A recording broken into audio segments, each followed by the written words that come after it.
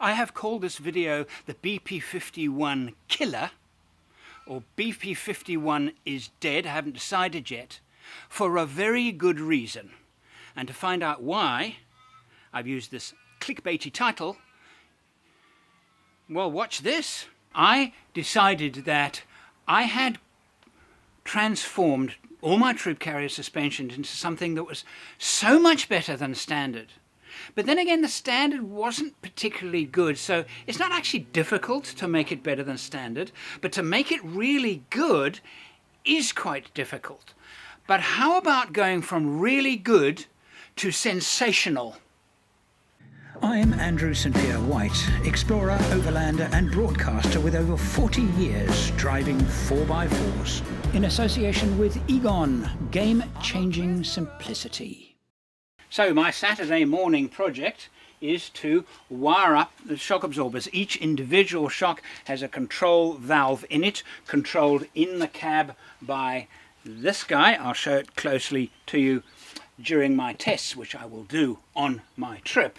And I've got to run the color-coded cables from each shock and into the cab.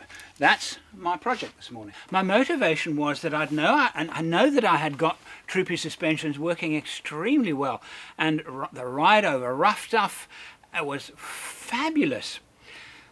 And then I went to Mongolia and drove a 4Runner over extremely rough terrain, and the suspension was extremely well set up. It just worked so well.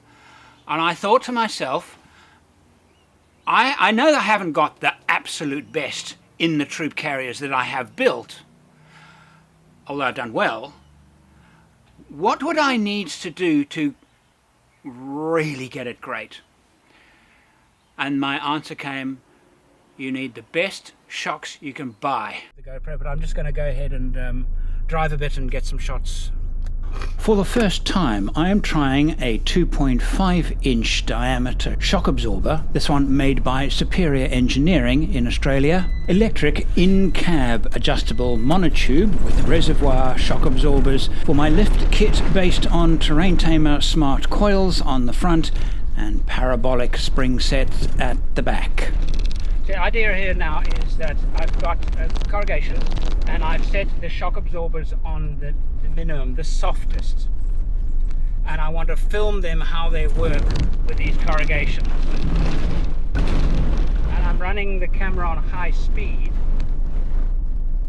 so we can slow it down.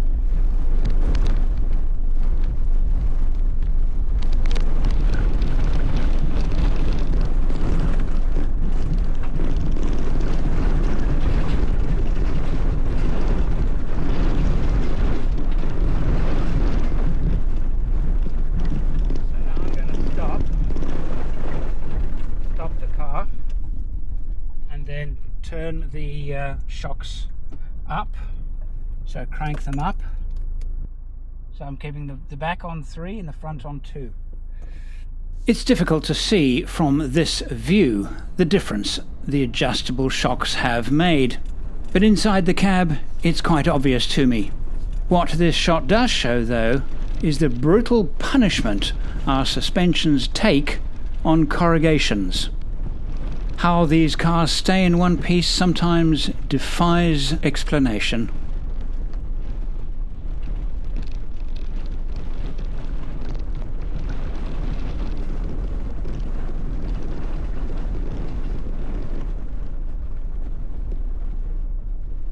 What? What's the matter? Your max track's coming off. This first trial of these shock absorbers was done on a recent trip in Western Australia with a group of mates. This then is Heiner, driving a Landcruiser 76. God, this track is so rough, the corrugations are terrible out here. My window wiper just came on for no reason at all, just because the corrugations are so heavy they actually hammered the stick for it down. Now with the set on the middle, actually it's a little smoother actually in the middle. I didn't expect that.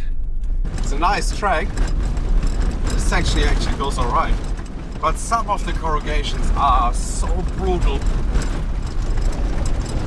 It does honestly feel like it's shaking the car into bits and pieces. And one of the downsides of a wagon is definitely that you got everything within you. You've got everything within the area where you're driving. So everything is noisy because things bounce in the drawers, and it's definitely the plus side of having a huge. That's what's great about this, is that I can literally just experiment on different surfaces. And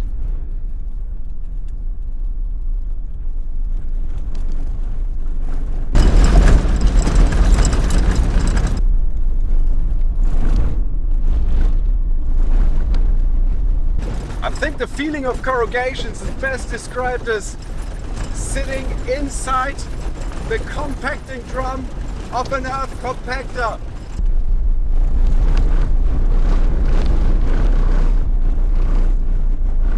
Except for it's compacting your spine and all the bits and pieces that are in your drawers. the ability to be able to adjust on the fly is it's actually a really practical thing to be able to do, because according to load, I've still got to learn the system a little better, but ideally there are presets where I can say, okay, I'm heavy and it's very badly corrugated, there, and it'll set them. Or on the open road, I'm not particularly heavy, I'm looking for comfort with stability, another setting. Actually put in some presets. I'm hoping that's possible. I ran out of time to do a lot of studying on the system. My bad, but that was just the way it is. My impressions though of these shocks, not just because they're adjustable. I have two words. Holy crap! The ride on this thing, it's phenomenal. I mean, I'm deliberately driving in the worst part of the track now for the sake of the camera.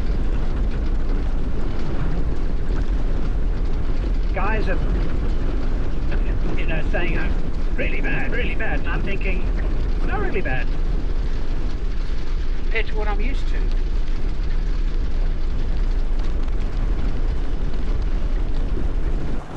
I mean, this is a really cool track to drive for. Yeah. Beautiful, beautiful. It's opened up. And by the look of the track, a couple of mud holes. Nobody has driven here in weeks. Certainly since the last rains, and I don't know when they were. Not that long ago, because there is still a fair amount of standing water. But yeah, the chance of us seeing anybody is, I would say, very low. The river must be right there where it's that green. A couple of days on, and I have managed to learn a lot about the shock control system, the effect it has on the feel on the ride. John reported that when driving behind me, he could see my axle working so hard where the vehicle was hardly moving. He said it looked quite extraordinary. The guys were complaining more than I was about the state of the road and the state of the corrugations, which were very severe. These things have smoothed out the ride of this vehicle to an incredible degree. As I get used to the shocks, I am learning that on a rough track, I actually need to turn them up, creating more control, and then when I'm back on asphalt, cranking them down so I get a smoother ride and far less vibration transmitted through the car. Now from back and forward, because we're on a piece of asphalt right now, I'm suddenly now really realizing the benefits of being able to adjust them in cab. But I'm thinking the location of my control device is not ideal because I can't really see it clearly enough from the driving position to adjust it now. I would like to be able to just twirl the knobs and adjust it for conditions while driving. So I'm going to change that. I was warned, if you put this shock absorber in your car and you will never look back, it will change you forever. And I thought to myself, I'm sensing a little bit of bullshit here. Yeah, they're going to be good, sure, I have high hopes for them. That good? That much better than everything I've done before? Yep. Now the reason why I called the video BP-51 is dead is because of this, and this really surprised me. I'm back from my trip. I've given them a good run. I think they are fantastic, as you have heard. I also think there's a very good shock is the ARB BP-51. The BP-51 has a 51mm tube. The Superior Engineering has a 63mm tube. All right, so it's got more capacity. It can do more work to generate less heat. It is the generalization of why that is important. Price. Superior, $3,200 for a set of 4. BP-51, I can't find anywhere that'll charge less than $5,000 for a set of 4. Fitting is not included, obviously. Seriously? That is why I called it a BP-51 killer. They're better shocks. You can rebuild them if and when they wear out. And they're well over $1,000 cheaper. Now I'm driving in town. I crank them all the way down to minimum. I promise you this thing drives like a Landcruiser 300. It's unbelievable how well this thing drives in town, on the motorway, and it's fantastic. And what I find myself doing is that when I get onto the open road, I turn them up a little bit. Just a little bit, not a lot, but a little bit, because you find that with them very, very soft, the directional stability of the vehicle is it's a bit wishy-washy. But in town, it's a comfortable and forgiving. You don't feel there's hardly any vibration coming from the road into the cab. Virtually nothing. Like a Landcruiser 300. And then when you want a little bit of extra stability because you're going faster, you're on the highway or on a country road, you make them a little bit firmer.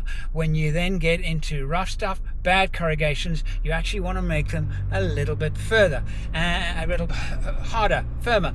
And then when you get into ground that is very lumpy, where the vehicle is doing this and you've got a huge amount of weight transfer left and right, forward and back as the vehicle is being moved around, you crank it up a little bit higher still. It's amazing that you don't have to live with one setting for all terrains. Here then is my conclusion if you're building a troop carrier. If you're going for a reasonably budget build but you do want to improve the suspension, and it's really easy to do, you use the terrain tamer smart coils on the front. I have used a 500 to 700 kilo. That seems to be a very, very nice balance with a vehicle like this that is reasonably heavy. It has water tanks, it has the full interior kit, and of course a roof conversion. So the vehicle is heavy. The springs work very, very well. I've tried a different range of springs in my troop carriers in the past. I had my first V8 troop carrier had the Old Man Emu springs, which I still regard as a very good product, with a BP-51 shock absorber. The combination was very, very good. And then it got a little bit better with the introduction when I started first using parabolics, and the parabolic combination is a better combination. I used parabolics with the BP-51 on my second V8 troop carrier, the grey one that I took on the Canning stock route and other trips, and it was a little bit better still. Now I've got in my Africa troop carrier, I have got those same terrain tamer spring sets. I have the top of the range terrain tamer variable shock absorber.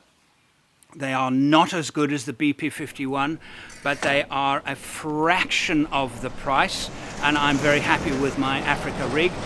Yes, I would like to fit Superior, but then I would have to spend a fair amount of money on another set of shock absorbers, so I probably won't do that.